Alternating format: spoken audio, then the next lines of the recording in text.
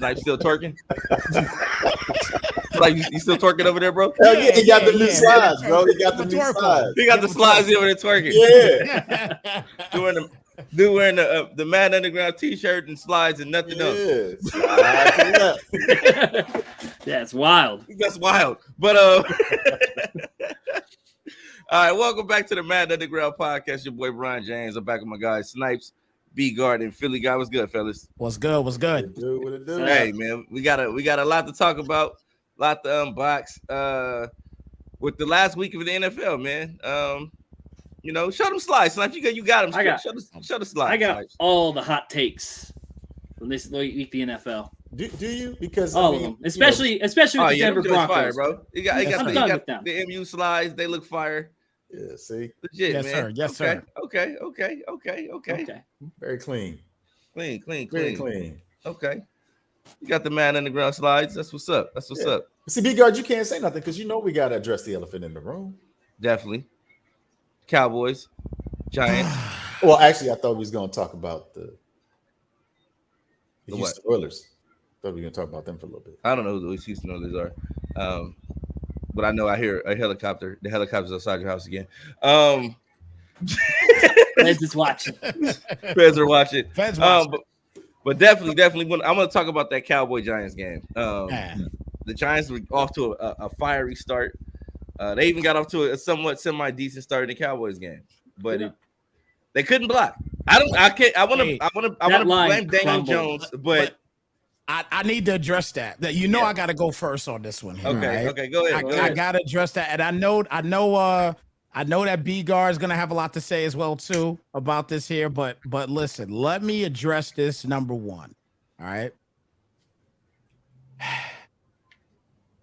Like you said, we couldn't block at all. Okay, they bought heat all game long, and I didn't blame it. Like once they tasted blood, that was it. You know what I'm saying? They just kept bringing it, and that's what you're supposed to do. That's what you're supposed to do. They did what they were supposed to do. You know what I'm saying? They did what they were supposed to do. But I have to say this now because I got a lot of people on Facebook that was hitting me up afterwards. And they were talking about DeMarcus Lawrence, okay? 3 sacks, okay? Let me put this out there right now, okay? DeMarcus Lawrence better thank Micah Parsons for those 3 sacks. You understand? Better thank him for those 3 sacks. Micah Parsons created havoc throughout that entire game, okay? He created havoc. Did not get any sacks or anything, but he had so many damn pressures. You know what I'm saying? And he had that one where he just simply bowled over. I forgot who it was, and then got to Daniel Jones. He didn't get the sack. You made a valid point by saying who it was because that guy was a nobody. Yeah, I mean you're absolutely right. And he took it and he dominated that nobody. Okay, yeah. I mean the whole offensive line were a bunch of nobodies on Monday night. They were. Let's keep it a buck. And listen. Our rookie tackle. Oof. It's looked rough. It's been really, really, really rough for him right now. Now, I will say this. I'll say last year, even though the Giants didn't have the best record, obviously, throughout the season, the offensive line progressed and they got better and better per game. You know what I'm saying? It's something that can possibly happen this year, but it might happen a little bit too late. But I need everybody to understand something. You know what I mean? I'm actually happy that the Giants lost the game because I need everybody to understand that, the Giants are still rebuilding. This is not a team that's going to the damn playoffs this year. I don't believe that. I don't think they're going to the playoffs. We'll be lucky to get 6 wins. Okay. You know what I'm saying? We don't have, we do not have, we don't have the team to do that. We don't have the personnel. We just lost Shep for the season. Mm-hmm. I see. I forgot the man's name, but I need him to go. I'm done with him. Thank you. I appreciate it because I forgot his name. That's how bad I can't stand him at. I'm ready for him to go. You talked all that gibberish that you wasn't happy and this, that, and the third, and then what do? You go out there and you drop wide open balls, but yet you weren't happy, right? And then you know what I'm saying? I commend the coach for what he's doing. I love this coach. I love him, okay? I commend the coach. He doesn't care how much money you're making. If you're not doing what you're supposed to do in practice, you're not playing in the game. You know what I'm saying? Now he still gave you an opportunity in this game. You played 20 snaps, and what did you do? You wet the bed. Every time the ball came to you, you somewhat wet the bed. Not even somewhat. You wet the bed. Period. You know what I'm saying? You ain't worth the money that you're getting paid. And at the end of the day, I'll be all right if he's benched for the rest of the year. I don't care. You know what I'm saying? I want him gone. I'm done with him. But other than that, the biggest factor, as you saw, man, I give all credit to the Cowboys. They did what they were supposed to do. They came in, they saw the weakness, which was the offensive line. They dominated us, and that's all it was. And Daniel Jones, I'm not even upset with Daniel Jones. Daniel Jones, he just flat out did everything he possibly could. He did everything he could do. Yeah. That's all he did do. And the one pick that he threw, it was because somebody slipped. Yeah, that was it. And that was at the end of the game. That was it. So I gotta give him his credit. He did everything he could do under duress. He did everything he could do. So again, credit to the Cowboys. You know I can't stand them, but credit to the Cowboys. They came out there with a game plan. They dominated in that game plan. Giants lose the game. I'm happy they lost, so everybody could just shut up now about, we going to the playoffs, we doing this, that, and the third. Relax. You were still rebuilding. Give us time to rebuild and we'll be okay. But right now, just stop with the whole playoff bit and this, that, and the third. The Cowboys are still a solid team. The Eagles are the best to me in the NFC right now. You know what I'm saying? They're going to win the division. They're the best in the NFC. I really, really feel they keep playing the way they're playing right now. They're going to go to a bowl this year. You know what I'm saying? They are top-notch right now. That's a top-notch squad. And Jalen Hurts, he looks incredible. You know what I'm saying? So I'm going to let y'all go ahead and go, though. Go ahead. Speaking of Jalen Hurts, everybody was talking about how efficient Tannehill has been and how inefficient he's been lately without A.J. Brown on the team.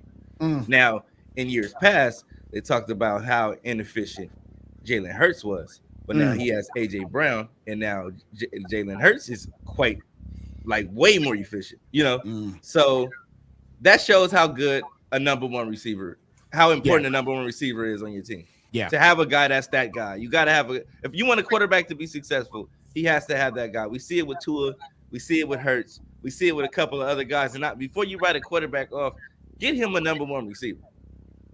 Get him a number one receiver. And how you feel about the Eagles right now, being an Eagles fan? I'm loving what I see. I mean, the defense was dominant against Washington, got 9 sacks against our old quarterback. Jalen Hurts I feel like he's taken a leap. I don't think he's the front runner for MVP, but I think he's in the conversation. I think that front runner belongs to Lamar Jackson and what he's done over the first 3 games. It is early. The only complaint I have is that the offense seems to stall out in the second half, because I don't think they've scored in the last 2 second halves they played. And they haven't scored anything. So that's the only concern I have. It's a little bit of a nitpick, but Jalen Hurts is getting the job done, and I'm ecstatic to be wrong about him because I didn't think he was going to be that good. I never thought he was going to be that good. And like you just said, we got him a number one receiver, and we got him Devonta Smith. It is crazy what happens when you give a young quarterback that safety blanket of a wide receiver. Look what happened with Josh Allen. Look at the numbers before and after Josh Allen got there, and you'll see it. And then same with Lamar Jackson. I think Rashad Bateman is very, very good. I think he's on the cusp of elite, and he's been hitting passes that he's been criticized that he can't make, and it's been awesome. So, but back to the game in question. So that defense for the Cowboys has been carrying them the last 2 weeks since Dak went down. I really don't understand the love for Cooper Rush. The only reason I feel like people are pushing the Cooper Rush narrative is because that's what Jerry Jones does. And Jerry Jones doesn't like paying quarterbacks. He's never liked paying quarterbacks. And if you're going to ask me who I would rather see when the Eagles play the Cowboys in week 6, please put Cooper Rush on that field against an actual great defense.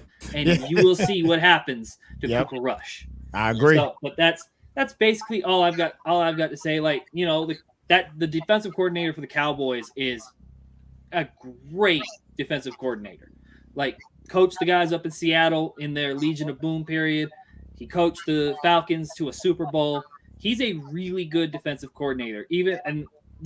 And I think he's kind of offsetting the stagnation on offense because they're not a great offense. Like you beat the Giants, you put 23 points up on the Giants. I'm not that impressed with your offense, but that defense is legit. Yeah. Agree. Yeah.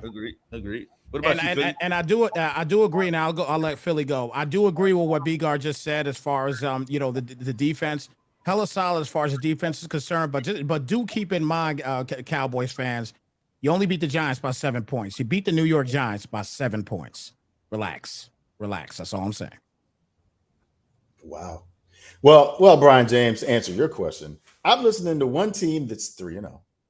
Listen to another guy talking. His team is 2-1. And you guys are talking about, AJ Brown and Jalen Hurts, who is B-Guard's football version of Andrew Wiggins, by the way. For those of you that don't know.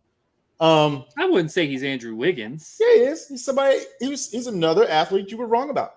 We talked to you. No, there's reasons they're different. Like I still am not that wrong on Andrew Wiggins. When you're number one pick, I need you to not be the fourth best player on the team. Wrong. And I will say this. I love hearing you guys give AJ Brown the respect he deserves. I love hearing you give Tua the respect he deserves, and even Jalen. But here's the thing. You guys are talking about having the number one receiver, and I know you alluded to Diggs, Stephon Diggs going to the Bills, and then Josh Allen having a lot more success. I will say this: you also got to have a quarterback that can get them the damn ball to make the reads. Because I promise you, I felt some kind of way, watching my New York Jets play. Oh, God. And finding out that the receivers are open. It's not an issue of whether or not our receivers can get open. You know me. You talk about the Eagles offense stalling in the second half. What do I always say? Coaching. So yes, your OC has to do a better job. I was giving the Jets OC a hard time because I didn't see the offense moving. But I'm watching film, I'm reading articles, and lo and behold, the receivers are getting open. Flacco's not getting them the ball. And I don't know if Zach Wilson's going to be able to do it, but hey, you know what? It is what it is. They got a first-round pick. They got to go quarterback in the draft. So be it. So I love what I saw from those Giant snipes. I know it's a brand new system. I know that it's a learning curve. And the fact that they still had an opportunity to win that game, in spite of everything that we're talking about, the offensive line not playing well, the receivers dropping balls. I mean, I wish that I could have those type of problems, but I don't. So, I mean, your team is looking great. They're on the come up. We know that AJ Brown has had a tremendous influence on the Philadelphia Eagles. And obviously, being from Philly, I love to see them doing well, and they're doing well. So y'all team's doing great. Brian's team got a win. And all y'all teams is trending up. Mine, no. I feel like with yours, it remains to be seen. Zach Wilson's about to start next week. Yeah. Okay. That's it remains to be seen. Okay. Like, hey, you could be wrong about Zach Wilson, just like I was wrong about Jalen Hurts. No, just saying. I'm not. Zach Wilson's not it, bro. But on another note, Eli Manning had a little bit to say about Russell Wilson on live TV. He said that the Broncos should have paid the punter the money they paid. It's not wrong. Russell Wilson, as much as they punt. So I thought it was so funny when he said that too. Oh my gosh. But what? Okay, two questions. Was it wrong for Eli to say that, given Eli's stance and his history in the NFL? Yes. No. 100% yes. No. Yes. No. Yes. He had to sit there for 3 hours and watch that shit. And get paid. I get paid at work. That don't mean I enjoy it. Nah, man. Nah, he's wrong for that. What's your second question, B? Second question: Is Russell Wilson washed? Is he washed up? No. He's not washed. He's not. Dude. His coach is a dimwit. Thank you, B-Guard. I was going to mention that, but B-Guard, I'm going to let you go ahead and go on this because I was going to say that moron. Too. Yeah. I have never, I said this in week 1. I have never seen somebody manage a game more poorly than what he did in week 1. Never seen that in my life. Yeah. And there's nothing bro, you're putting up this team looked like it could be a quarterback away. We were saying that for the last couple years with the Broncos. Even last year. They look better last year than they do right now. They look better last year right now. And the thing is, they gave up 2 first-round picks. Yep. Drew Lock, who I don't think is a good quarterback. Seahawks agree. Geno's starting. Noah Fant, who could be a good tight end. Mm-hmm. Shelby Harris, who's a pretty solid defensive run stopper. And then paid him $250 million, which they didn't have to do, by the way. Mm-hmm. For them to be one of the worst offenses in the league. Like, that was painful to watch Sunday. That was painful to watch. Yeah. And it's just, I don't know if he's washed. I would lean towards no. That offense is just, it's hard to watch this stuff. And like, I would be mad too if I were Eli watching that. Like, Eli can't go out and do that. Like at age 40, 47 or whatever the hell he is. Like Eli couldn't go and throw 5-yard curl routes or 5-yard ins, check down every play. Yeah, but see, that's mismanage the clock. No, see, that's not fair. I mean, I feel like there's a deeper, there's a deeper meaning to a lot of his comments because we all know his brother played there. We all know that his brother couldn't throw the ball more than 7 yards in his final season. At the end, we know that. So, I think, there's probably some shade that's going that way. I really don't think that the shade should be going in Russell's direction. So I don't want to make this a white quarterback talking about a black quarterback type thing. It still comes down to coaching. We just talked about the Giants offensive line. You asked Snipes. He was like, who? I don't know who. You can say the same thing about the Broncos. Yep. They don't have the weapons that are necessary. And I've seen Peyton Manning himself when he's on the Colts playing with his third string receivers, and they look terrible. So I don't think it's the same thing. I don't think it's the receivers. The receivers are pretty good. The receivers are fine. I think it's the receivers are fine. You may be onto something with the O-line. The O-line maybe. O-line is a little shaky. But he came from Seattle, so it's not worse than Seattle. It can't get much worse. It's not worse than what he had in Seattle. But me personally, I think he's okay. I think he's in a new system. 1. He didn't play in the preseason. 2, and he's still getting acclimated with the players. Like it's a new system. You got to get acclimated. You got a new coach, a new teammates, and things like that. And they look like they don't have the timing down at all. Mm-hmm. They look totally out of sync on all the routes. I feel you on that. So I mean, that seems like a coaching thing. But they are the worst 2-1 team in the league right now. I tweeted they're the worst 2-1 team I've ever seen. Yeah, so that's just my opinion. But that's the thing. They are 2-1. Here's the thing. You could say the same thing about Tua. Tua's in a new system. Don't look like he's struggling. Tua got Tyreek though, man, and Waddle and Mostert. Yeah. That's like not the Philly same. said. He's got a still got to get the ball team, to man. him. Like you still got to get the ball to him. Yeah. He's got a track. I mean, there's not a lot to throw though. You could throw a short route and you can do a touch pass and might go to the crib with Tyreek. Touch pass all day to the crib. I mean, he was hitting throws against the Ravens. Yeah, he was. He did more than enough to win against Buffalo, and they almost lost because their special teams had an all-time funny gaffe. And I think that's what people fail to realize is when you draft a new quarterback, if you drafted him early, he's coming into a bad situation. And everybody expect the quarterback to do wonders in a bad situation. Than not, yeah.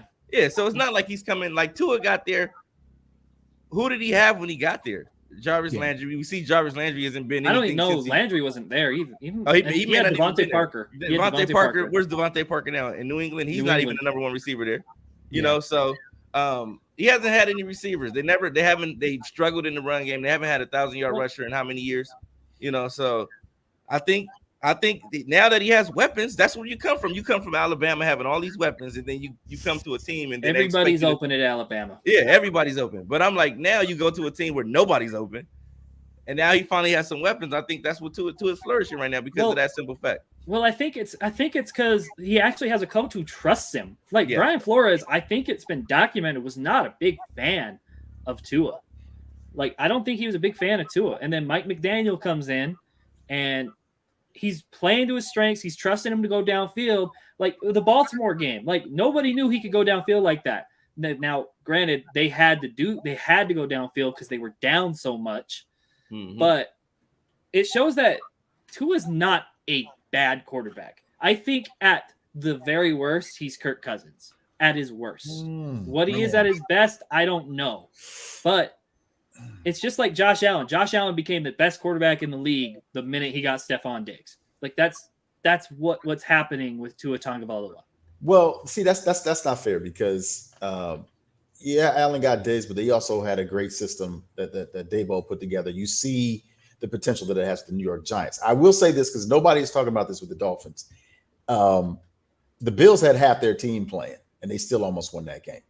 And then when you looked at the Ravens game, like damn near half their secondary was hurt. Yeah, but again, everybody's gonna have bad circumstances. I get that, but what I'm saying is it's a completely different scenario if the Bills are healthy, and if the Ravens were healthy. I don't think that Miami would have won either one of those games. I really don't. Now, thank you for supporting me in the fact that Tua has been successful in getting them the ball, because you're right, he can't control who's out there on the field. But it's you can't buy into it just yet because, like I said, you have those things working in their favor right now. They're taking advantage of it, which they're supposed to do. But there's no way, and it's not because they're a rival of the Jets, but there's no way I can get on Miami's train until they play a healthy team, because you guys made the same points against the Pittsburgh Steelers the year that they made the playoffs. The I never said the Steelers made the playoffs. The Dolphins have beaten the Ravens, the Bills, and who else did they beat? Patriots. That's those teams aren't no slouches. Yeah, those teams are well coached. Those teams are well coached teams. Those are definitely well coached teams. So Ravens and Bills, man, that's an like to me. Like I think it says more about Mike McDaniel and his system, and it's been successful. They're 3-0. Like they've done enough. They've done enough to win games, and that's all you can ask your teams to do. Now it is a little concerning that they having to play against teams who are half injured. But again, like that's not Tua's fault. That's not Mike McDaniel's fault. Like you just play who's in front of you. Now, who do they play this week? I think they play Cincinnati. So I think they play Cincinnati on Thursday Night Football. So that will be an actual in Cincinnati. So that will be a nice little test too. And so I don't think Tua is like the best in the world, but I don't think he's a bust either. Like I've gotten to the point where he's not a bust. I think he can be a good starter in this league. Okay. Yeah, like I said, how do you? What about you, Snipes? Well, how you feel about Tua and the Dolphins right now? The Dolphins are a.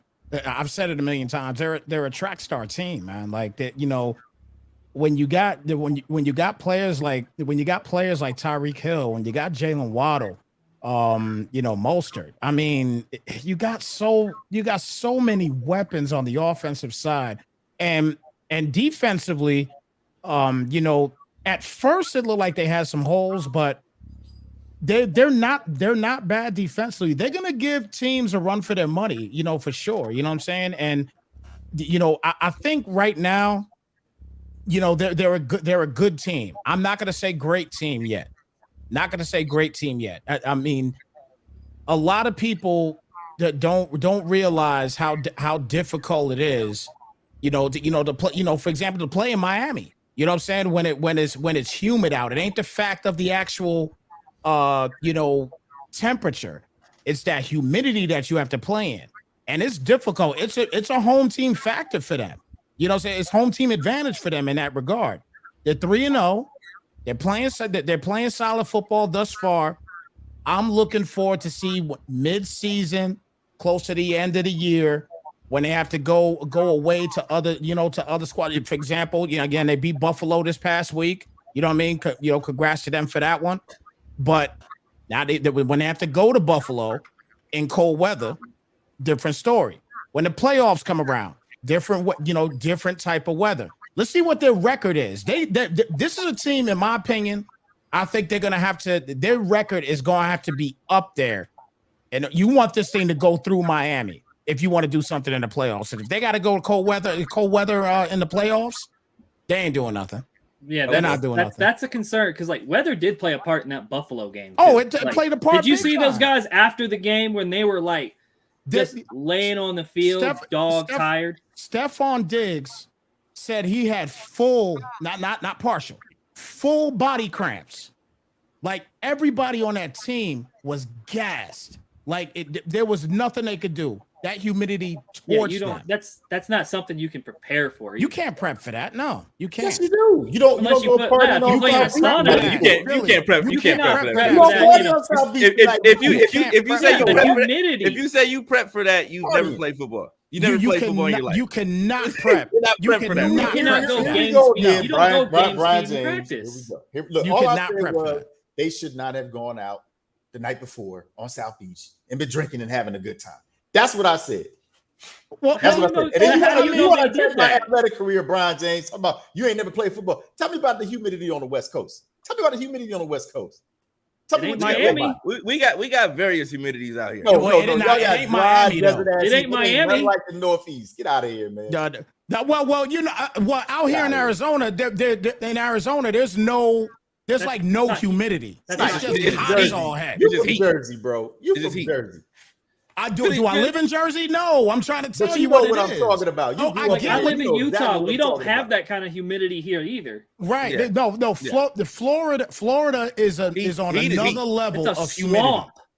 Yeah, it's another level of humidity out there. It really is. Let me ask you guys this question. Tua just went on record and he said this, and I quote: "If Tyreek gets matched up with what's his name, Eli Apple." He said this one-on-one. I'm giving Tyreek a shot every time. Torch him. Give it to him every time. Just know he is getting the ball. Just know he's getting the ball. Yo, like they just said, barbecue chicken. Give it to him every time. I'm gonna share this. I'm gonna share this right now with the audience right now. Please, cause come on, man, that don't make no sense. Can you name a corner that you want to see Tyreek matched up against one-on-one? Eli Apple. I want to see him matched up one-on-one with Eli Apple. No, I mean, y'all know how I feel about Eli Apple. Here we go. Look, this is what Tua said. He is getting the ball. You know, if Tyreek is matched up with him and we call a play for Tyreek and it's one-on-one, I'm giving Tyreek a shot. Just know that he is getting the ball. I love it. I love it. I absolutely love it. With that being said, What if you're Eli Apple, how does that make you feel? Like they're vindicated that they care about me so much. Tyreek went on record and said, I owe that man. That's what Tyreek said. I can't wait to get out there because I owe that man. Good. So when Tyreek say that, then the quarterback say, if he matched up with you one-on-one, he's definitely getting the ball. I bet you they won't run one-on-one coverage on his side at all that game. Oh no, you know what? He won't be matched up on one-on-one at all. No, watch. The coaches, he's gonna go to the coaches, and the coaches are gonna give him one, maybe two shots. No, if he gets if you don't get your ass on Gesicki. Look, I want him. Listen, I want him to match up with him all game. I pray it happens. But you can't. Really, the one thing that happens though is you can't. The way Gesicki is playing too, you can't double Tyreek.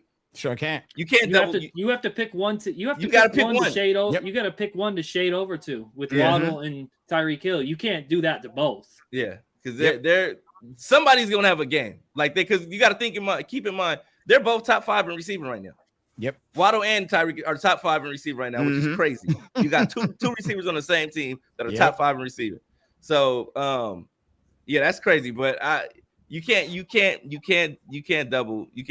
I don't think they're gonna double Tyreek, and I think he's in for a day, and they know that Tyreek is gonna eat, Waddle's gonna eat, and Gesicki's gonna eat, and then the run game is going. It's gonna be a day for the run game. The defense has a lot to worry about in Cincinnati. So we're gonna see. I'm looking forward to that matchup. I don't know, man. Look.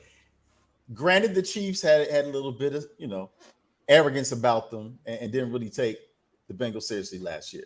But this Dolphins team is very similar to that Chiefs team. No, it's not. It is. You got Travis Kelce, you got Gesicki. Tyreek Hill been on both teams.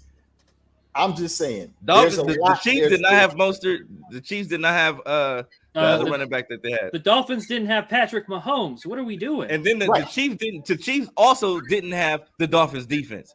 That's another thing that the Dolphins don't have Patrick Mahomes. Yeah, that's where that stops. That's where it stops. Look, my whole point is I think Cincinnati's going to do some things. I can't think of a single corner in the league that I would want matched up one-on-one against Tyreek Hill. Anyway, I think that's a mistake. I don't think if you do that. Who? I can. Darius Slay. Eli Apple. Eli Apple. So you want him matched up against? Yeah, everybody wants to see it now. Yes. It's like must-see TV. Yes. Everybody's gonna be tuned in. Not because we think Eli Apple good. I need to see Eli Apple. They called him out in the media. They called him out. I need to see the toast meme again. I need to see the toast meme. See, I need to see that. For you. We all know he played for your New York Football Giants. I need it. I need it. I need it. Let it go, man. Let it go. Hey, let's just say if it does happen and he is cooked, what does that do for Eli Apple's career after given the fact that he was the target in the Super Bowl? Nothing. Nothing. Because everybody thinks he's trash. What? He's gonna get brought by Tyreek. We don't think he's more trash. Okay. Yeah. I'm gonna give Eli Apple the benefit of the doubt in this sense. I would have killed to have Eli Apple against the Raiders Sunday because whoever was guarding Hollins the entire game could not cover him. It looked like me out there trying to cover Hollins, bro. Like he was out there getting cooked. I would have killed to have Eli Apple in that situation because whoever that was 10 times less of an athlete than Eli Apple was. So Mitchell, whatever his name is, whatever your name is, yeah, I'm sorry, bro, but it ain't it. Football ain't it. You might want to look into something else, commentating, being a sports analyst. Playing cornerback is not your calling, bro. Like after that, it's time to hang it up. Like let's look at the Canadian sports. The XFL is about to start. You know, let's just make this a hobby. You know what I mean? Like, wrong. Why are you going after him? The coaches put this man out on the field. And that's what pissed me off was they knew this man wasn't prepared because they watched him practice all week. That means he's the best at what they got. That's the best. He was the best of what we had to put out there, and that was like, come on, man, come on. So, but yeah, that Eli Apple, I will say that he's not the worst DB in the league, contrary to what most people want to say, but you know. He's not the best either. But moving along. We got the MCS kicking off this weekend, right? Yes. Yeah. So let's talk a little bit about that. We had a pack strike. That wasn't a pack strike. It seemed like it was promotion for packs. That's really what it was. It was people call it pack strike, and it actually made people pay more attention to the packs. So it contrary to what most people believe, it did the opposite of what it was supposed to do. Because I think more people are opening packs, more people are re-rolling, more people are doing they're paying more attention to MUT just because they want to see if it's doing it or making any change. So if I'm EA, I'm like, yes, they're promoting packs for us. We don't even have to do anything because some people were checking packs to see how bad it was. They go buy some packs just to get on Twitter and complain about not getting what they wanted in the packs. Man. And then you had the people that were trolling. And then there was a guy I actually want to show this tweet because to me it was the most honest and fair tweet of all the tweets I've seen this week. And it was done by a guy by the name of I think his name is Vose. I think it was Vose, man. He had an awesome tweet. Let me see if I can find it real quick. Yeah, let's see if you can find it. Yeah, you guys talk about the MCS a little bit, but while I look for it.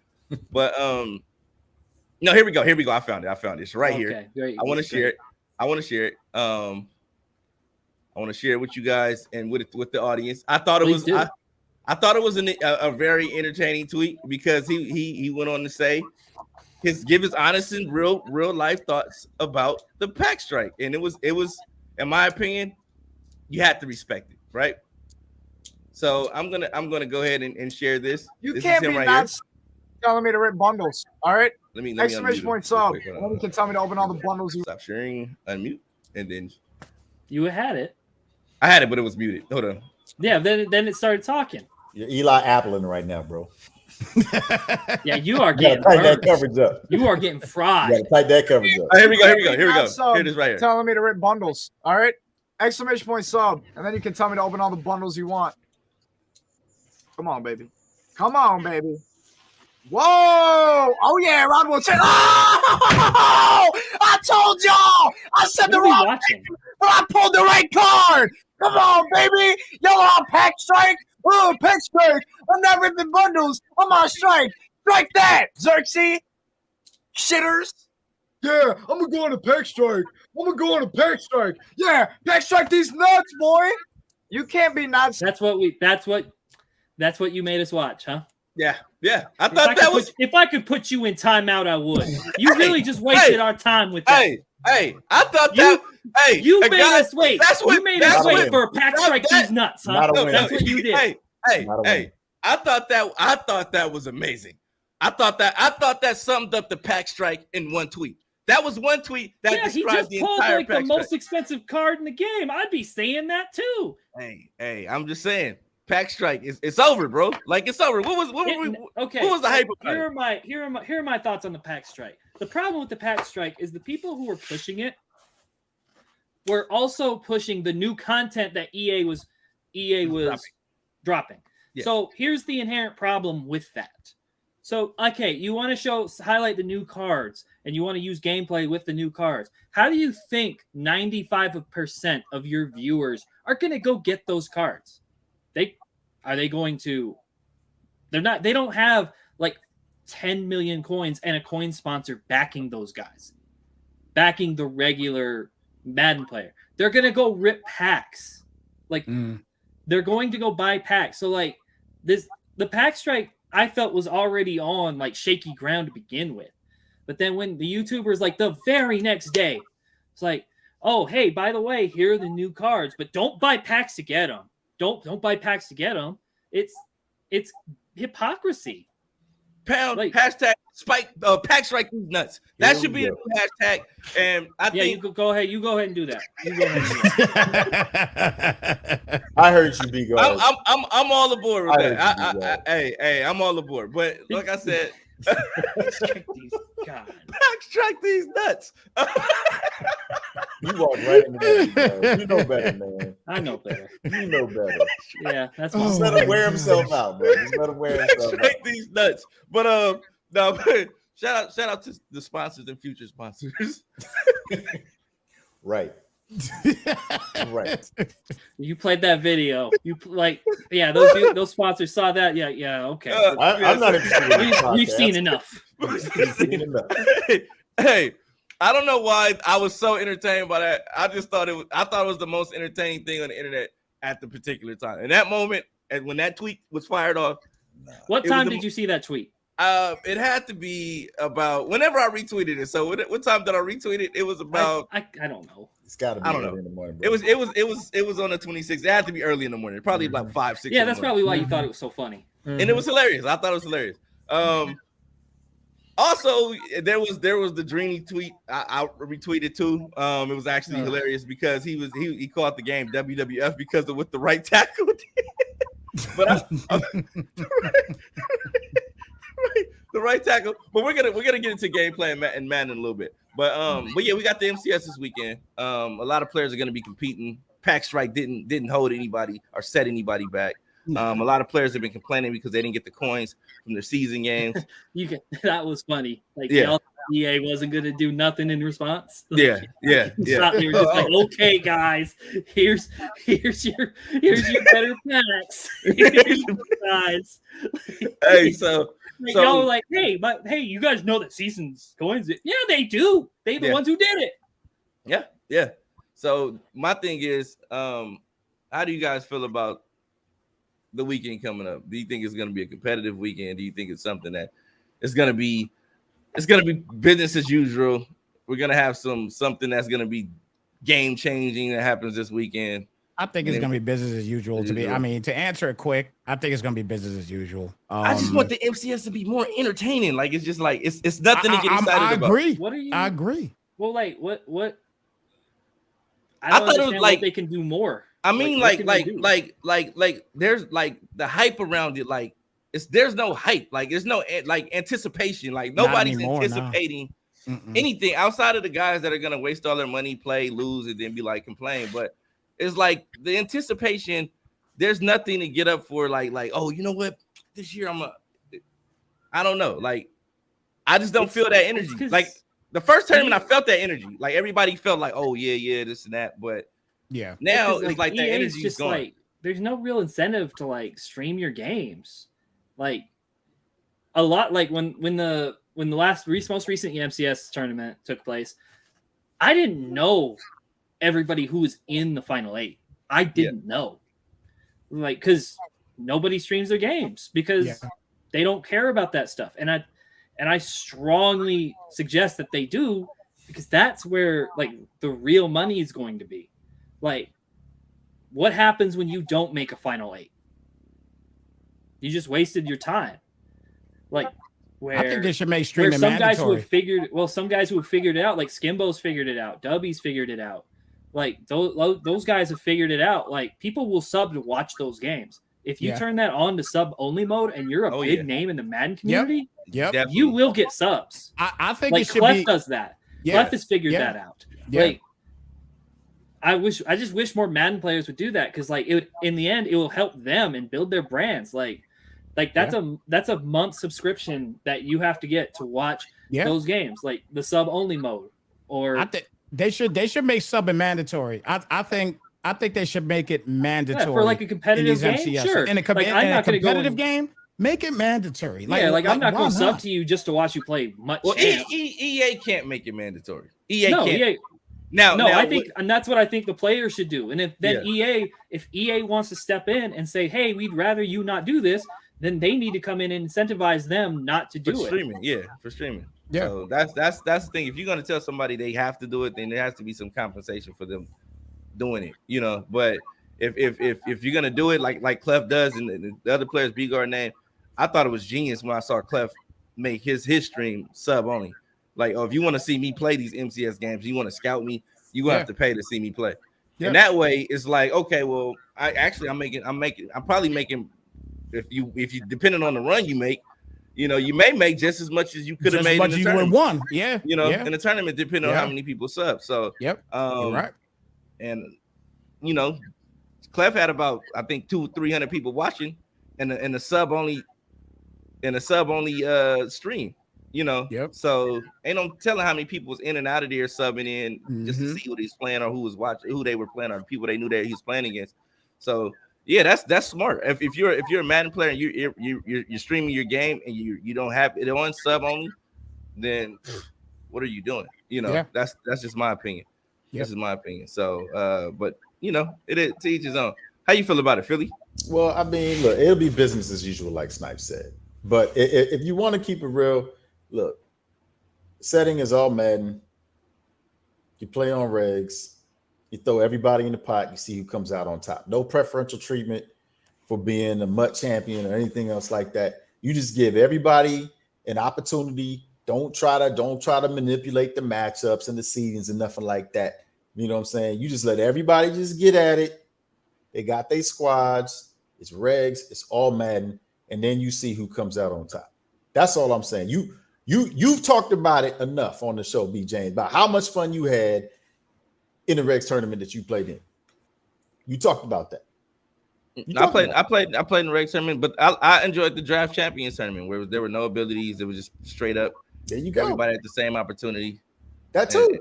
And things like that. But they don't, you know, I get everybody wants to spend money, build the team, construct it the way it ever is. But like I said, at some point, you take the skill element out of it, and I think that's where when you start placing abilities, and it becomes who can configure the best abilities. And if that's the case, then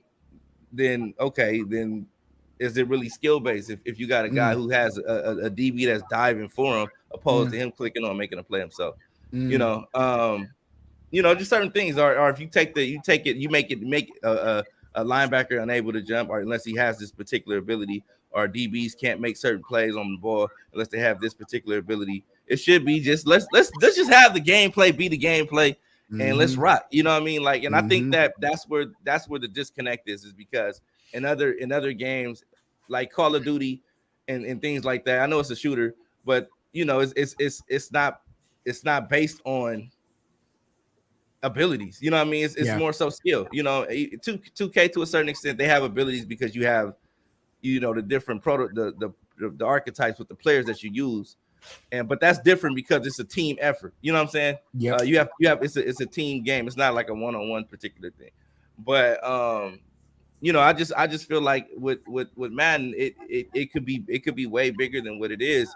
But I see the players even having a hard time getting behind it because of certain things that are happening. Like I told you, I'm playing Thomas Graham, and certain things that he was saying that was happening in the game. He was calling the game and calling the right plays, but just because I'm like, yo, if I motion this guy, everything you're talking about means nothing not because of the scheme that you're running, because it's a video game. You know, and it totally offsets everything, all your NFL mind acumen, you know, and adjustments that you're making pre-snap don't have any factor here because it's a video game, you know, and in this world, I'm king. You know what I mean? So but that's how the gamers feel now, you know. So it's like you know, but that's what I think we have to also address. I mean, I also factor in it's a video game, you know, but as much as we want it to be as real as possible, at the end of the day, it's a video game.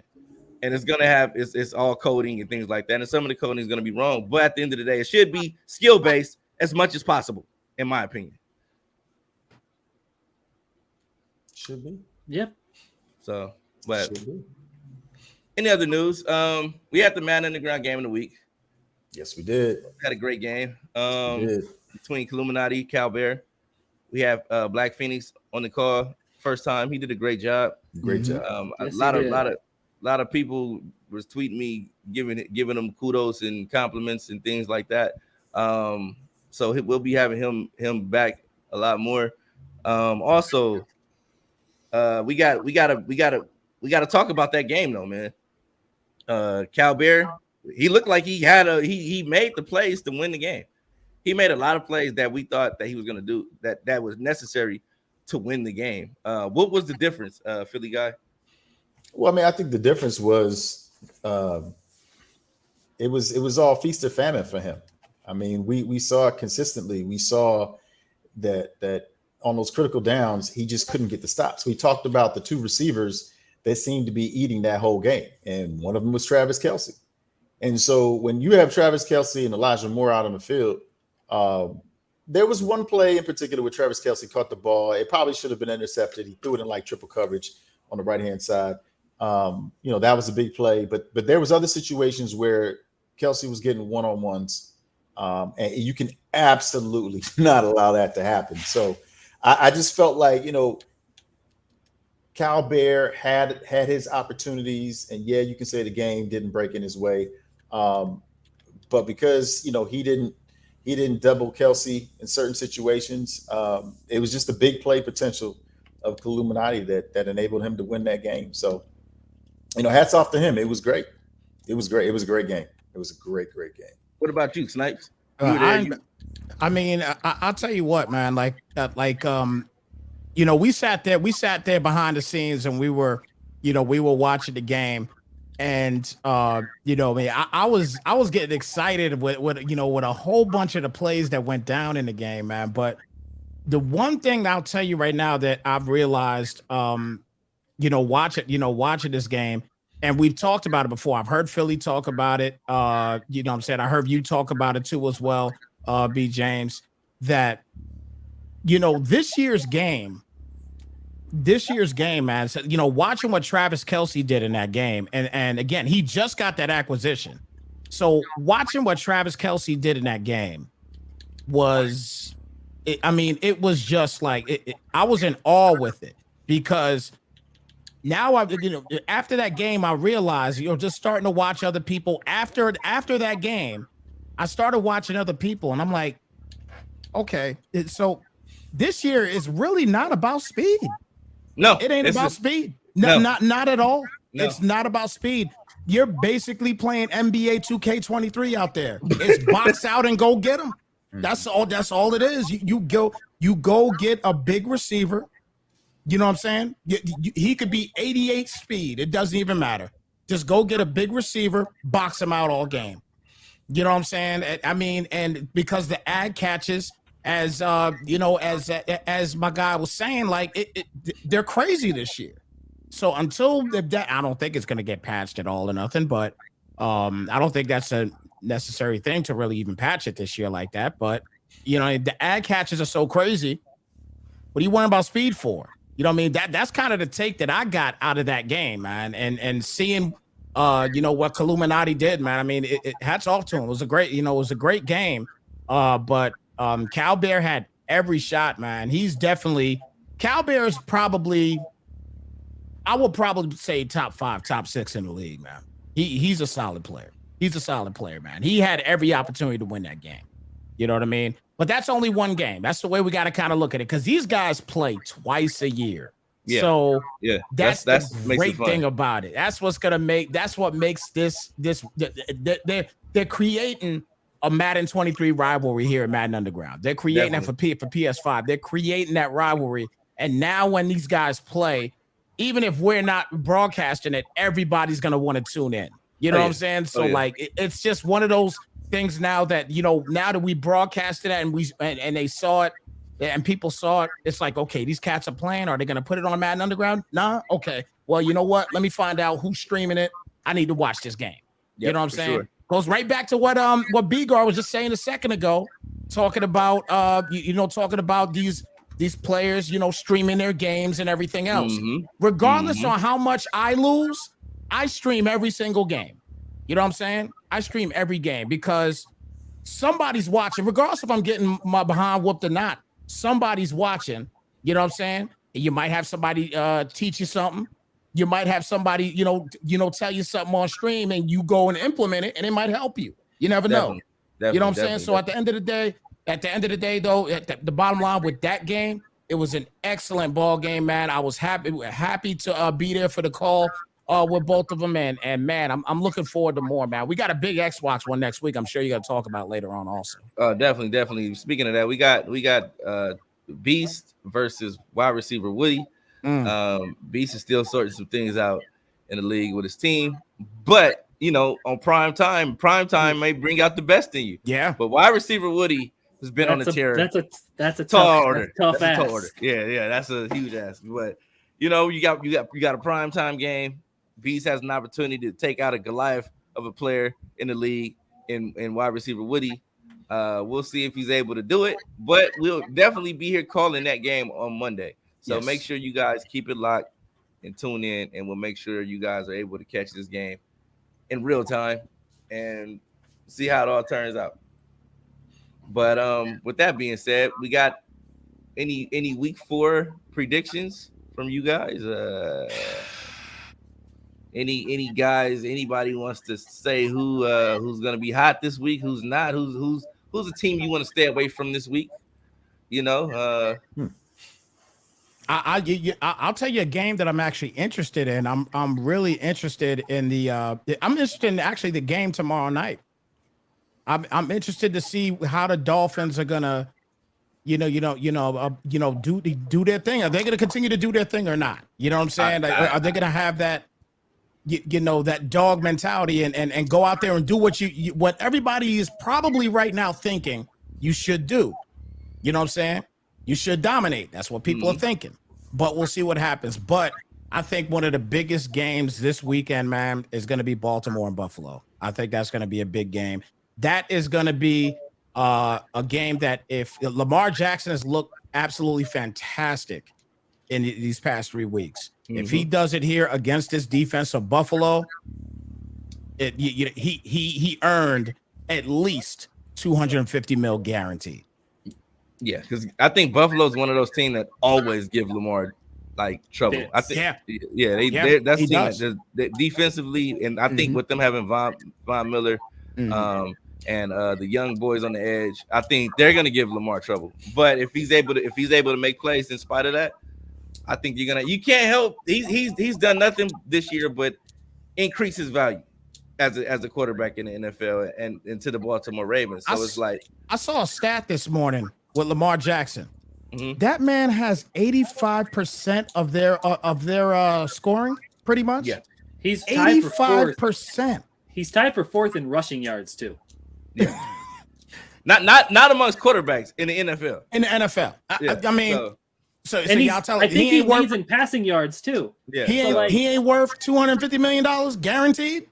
If you give the guy in Cleveland that kind of money, that's what I'm saying. Give the guy in Baltimore. You got to give it to him, yeah. Especially without the accusations. You know what I mean? Gosh, clean slate, clean image, clean reputation. Pay the man. He's balling on the field too. I'm all about that man getting his paper, man. Yeah. He needs his money. I want him to get $300 million. I don't even think that's possible. I would love for it. If there was I think the only way is if they did like a 7-8 year deal. I don't know if Lamar gonna be all for that. Super max. I think it's gonna be. I think it's gonna be 5 years tops.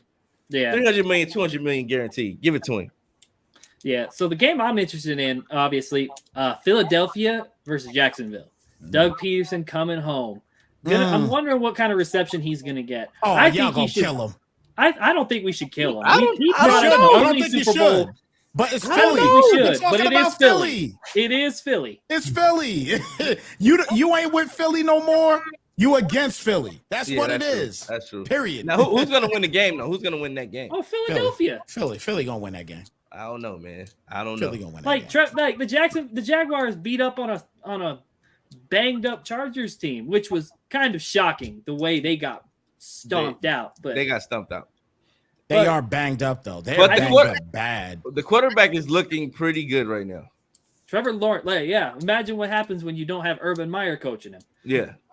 So he looks really good right now. He looks like a totally different quarterback. But you talk about distractions. What about you, Philly? What game you want to see this week?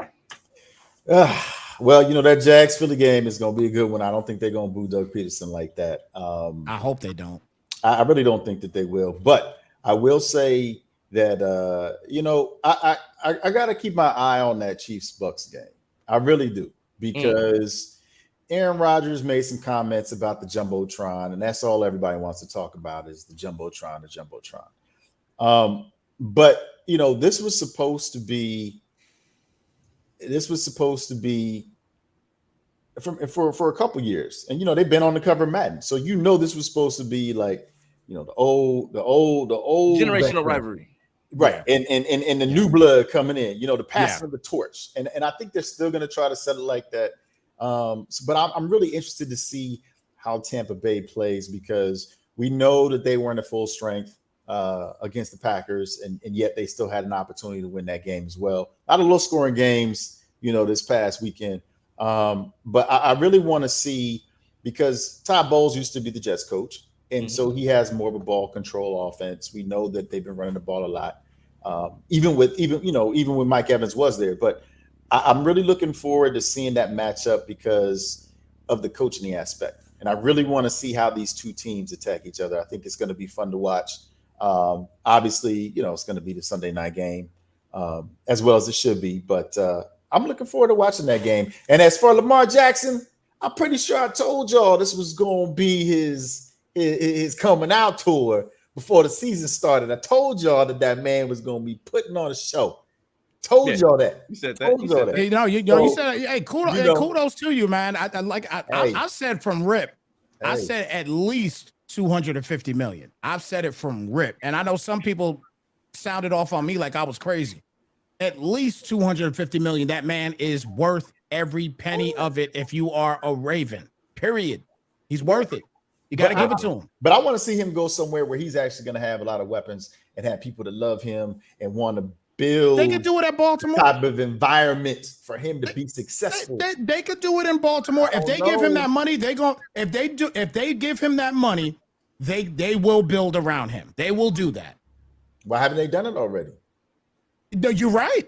You know what I mean? They're coming up with deals that he doesn't feel fond of at all. And I understand. I get it. Because again, he is worth 250 guaranteed, not 250 with 175 guaranteed. No, give him the full 250 guaranteed. Pay that man. He looks good in Miami, like Brian James alluded Hey, to. he did. He looked good in Miami. He do. He do. But the way Tua playing right now, I mean, if you ask for either Tua or Lamar, of course, I'll take Lamar. If the Dolphins tomorrow was asked, you could have one of either one. They take Lamar 10 times out of 10. In a heartbeat. Absolutely. Yep. Absolutely. Yep. 100%. But with that being said, this concludes our podcast. We'll see you guys Monday for the game of the week. Yes. We got no picks. We got no picks. I thought we were supposed to be doing our picks. I thought we was keeping track of that. Well, you just gave your game. You gave your game. Yeah, game of the week, but we didn't say who we thought. You gave your game. All right, I'll read off some that I think are interesting. So we're gonna go with first game, Miami, Cincinnati. Who y'all got? Bengals. Miami. I'm gonna go Miami. Buffalo, Baltimore. Who y'all got? Buffalo. I'm gonna go Baltimore. Where are they playing? They are playing in Baltimore. Baltimore. All right, next game up. Kansas City, Tampa Bay. Who y'all got? Tampa Bay. I'm going Kansas City. Okay. In Tampa, Philly. Yes, that's correct. That's why I picked that game. Yes. Okay. And then last, the Monday Night Football game. Rams at 49ers. I'm taking the Rams. That's a tough one. Taking the Rams. Jimmy G pooped the bed. I'll take the Rams. I have to take the Rams because I'm anti Jimmy G. Oh, okay. Yeah, I'll go Rams. Yeah, he pooped the bed. And Jalen Ramsey always has a great game against Jimmy G. So yeah, every elite corner has a great game against Jimmy G. Kittle's not playing, is he? Jimmy G is the new Ben Roethlisberger for B-Guard. No. I don't think it's that. I don't think it's to that point. No, I just think Jimmy G's not a good quarterback. I think Big Ben's not a good person. There's a difference. Is he supposed to be playing on the Cowboys? And they talk about that. What was that? That's not happening. Supposed to be playing for the Cowboys. That's not happening. That's not gonna happen. Cooper Rush is right now, baby. It's not happening. Cooper Rush is doing a good job. With that, like I said, with that being said, they play the Commanders. the Titans, Cowboys play the Commanders. I thought we played. We didn't run a bye. No, we're on a bye week. I thought the Titans played the Commanders. Y'all got a game? No. What the Titans play? The Titans play the Colts. Probably play we play the Colts. Probably the division. Okay. It's usually the Colts. Whenever you don't know who they're playing, it's probably the Colts. Yeah. Okay, well, I want to wish everybody in Florida safety. Wish you guys the best of luck with that storm. Hope you guys stay safe. Prayers up for you guys. And on that note, we're gonna end the podcast. And hope you guys, maybe these picks were useful, maybe they weren't. But hope they help you in some kind of way. And we'll see you guys on Monday. So you guys keep it safe and get back here next week. Monday. Game of the week.